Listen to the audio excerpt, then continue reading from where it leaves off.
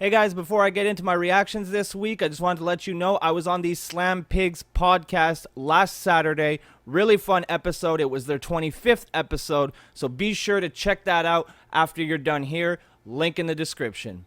My name is Eric. Welcome to SmackDown Live Reactions, first thing in the morning.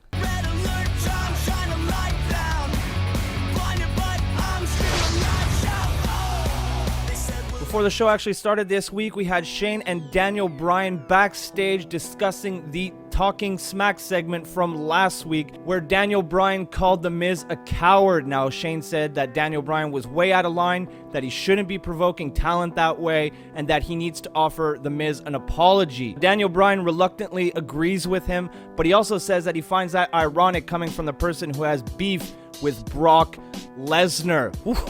The honeymoon is over. The show kicks off this week with The Miz, who makes his way to the ring, and he doesn't look happy. Now, he addresses the Daniel Bryan situation from last week and then goes on to say that he has made the Intercontinental Championship relevant again. He continues and says that whenever the WWE needs someone to make public appearances, whenever they need somebody to be in a movie, or whenever they need somebody to be in a commercial, they always call on The Miz because they know that The Miz has the talent necessary to get the job done. And finally, my favorite part of his promo is he lambasts the crowd for being basically indie marks who don't respect him because he didn't spend 12 years of his career inside bingo halls and high school gyms in front of 25 people. Woohoo! Take that, you fucking marks! Now, everybody's favorite high-profile jobber, Dolph Ziggler, makes his way out, and he explains to The Miz that people can see right through him, that all he wants is to be famous, and that's why the fans refuse to get behind him. Ziggler then goes on to challenge him to a straight-up fight. No referee, no ring bell, nothing. Just two guys settling their differences in the middle of the ring. The Miz sees right through this nonsense and makes his way to the back. He ain't got no time to waste on small fries like Ziggler. Ain't nobody got time for that. Our first match of the evening was between the Vaudevillains and the Hype Bros to continue the tag team tournament. The Vaudevillains looked fantastic early on, using some great tag team moves to dominate Zack Ryder until he made the hot tag to Mojo Rawley, who completely shifted the momentum in this match, dominating both Vaudevillains. Eventually, it led to them hitting the Hype Rider off the top rope for the 1-2-3, so the Hype Bros move on in the tournament. Next, we got the face that runs the place, AJ Styles, who comes out and says that at Backlash, he will do what he does best, beat up Dean Ambrose and capture the WWE Heavyweight Championship. Now, he's interrupted by Apollo Crews, who challenges him to a match right then, right there, and that's what we got up next. Apollo Crews looked damn good early on, using his pure power to completely control the match and AJ Styles. And I felt that both men had a really good TV match here, but in the end, you're going to need more than raw power to defeat AJ Styles, who hits Apollo Crews with the phenomenal forearm to pick up the win. Now, I felt that this was a really good showing for Apollo Crews, and it had everything to do with who he was facing in the ring. I've said it time and time again. If you want to make a guy look like $1 million, you put him in the ring with AJ Styles.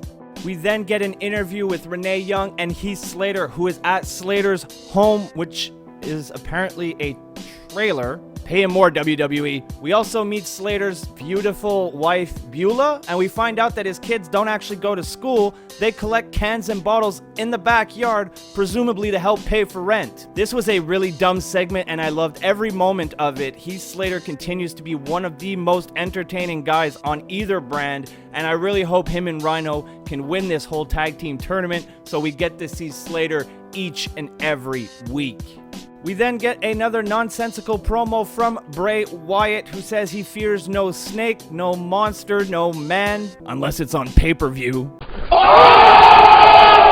And then he proceeds to call himself Fear, blah, blah, blah, blah, blah, blah, blah. We've all heard it before, and the way that they've booked Bray Wyatt, I'm sorry, he's just not a threat. I don't take him seriously, and this segment bored me to fucking tears. Now, in case you're not good with metaphors, by snakes, he meant Randy Orton, who makes his way out to the ring. They go back and forth for a while, but like I said, I didn't care. Basically, we're gonna get a match between Bray Wyatt and Randy Orton at Backlash. Up next, we got Alexa Bliss with Natalya versus Naomi and Becky Lynch. Now, I gotta be honest with you guys, 5-star Nikki wasn't involved, and I'm not a fan of any of these women. So, I watched this match just like I watched porn. I skipped right to the the finish. I mean, let's be honest here, guys. The way that the women are dressed in the WWE, let's say you're flipping the channels real quickly, you could easily make the mistake and assume that you flipped past some porno. So basically what happened here is Carmella came from the crowd, attacked 5-star Nikki from behind. This distracted Becky Lynch, and Alexa Bliss took this opportunity to roll up Becky Lynch for the 1-2-3. Wow, what a shock. Becky Lynch lost again. We got our second match in the tag team tournament this evening. This time it's featuring Heath Slater and Rhino versus the Headbangers. Jesus Christ, it's been a minute since we've seen the Headbangers. I kind of feel like was an odd choice in 2016 because 50% of the people in the crowd and watching at home probably had no fucking clue who they were, but you know, whatever. Let's just talk about the Headbangers for a second, because I think it was Mosh who, when he got up on the top turnbuckle to, say hi to the crowd and everything, he went and dabbed. What kind of fucking punk rock kid dabs? What is this? What happened to punk rock? What is going on with the world? This was a pretty short matchup in which Rhino got busted open, seems to be right over the eye, and was bleeding quite a bit. Now, Slater got his ass kicked throughout the entire match until Rhino got involved to break up a pinfall, dragging Slater back to his corner, getting him to tag Rhino in. He came into the ring, speared the shit out of one of the Headbangers, doesn't matter which one, and picked up the win for the team. So Slater and Rhino move on in the tournament. So moving forward with the tournament, it looks like it'll be the American Alphas versus the Usos, and the Hype Brothers versus Rhino and Heath Slater. Now, before the commercial break, it was announced that upon returning, it would be Baron Corbin versus Dean Ambrose in our main event. But when we came back from commercial, there was some guy who the announcers kept calling Milkman in the ring, who said he had a license to wrestle that evening and that nobody in the back was man enough to face him.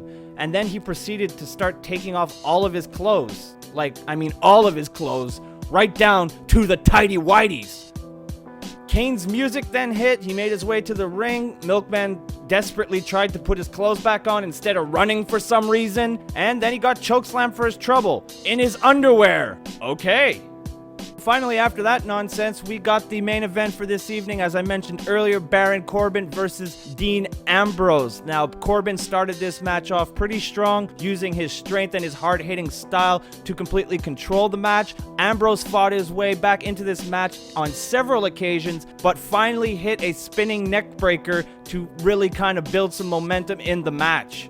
Now, it was at this point that AJ Styles, who was sitting at commentary, decided that he was going to get involved in the match and attempted to hit Dean Ambrose from the outside. Unfortunately for him, he hit Baron Corbin, therefore getting Ambrose disqualified. So your winner for this match, Baron Corbin. Now, Styles and Ambrose then brawled on the outside after the match. Baron Corbin decided to get involved, attacking Dean Ambrose. He ate a dirty deeds for his troubles, and then Styles was trying a high-risk maneuver. Dean Ambrose shook the top rope, crushing the testicles of AJ Styles. And that's how SmackDown went off the air this week, with Dean Ambrose kind of shaking AJ Styles' hand, who was still reeling from his crushed testicles, which was pretty funny, actually. So, yeah, SmackDown ends this week with the WWE Champion on top of the pile. So there you have it, guys, my SmackDown Live reactions for the week. I felt that Raw this week was the stronger show. It had Kevin Owens winning the Universal Championship,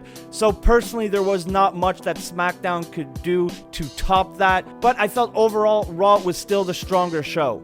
If you enjoyed this video, hit that like button. It really helps out the channel. If you want to join the Broski Club, hit that subscribe button. Go follow me on Twitter at MTLBroski.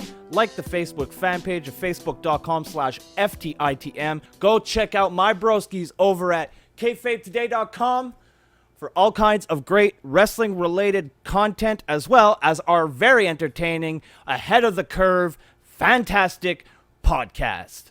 And as always, I'll be back next Wednesday morning with my SmackDown Live reactions first thing in the morning. How you feeling right now? Let me see you ladies in the air.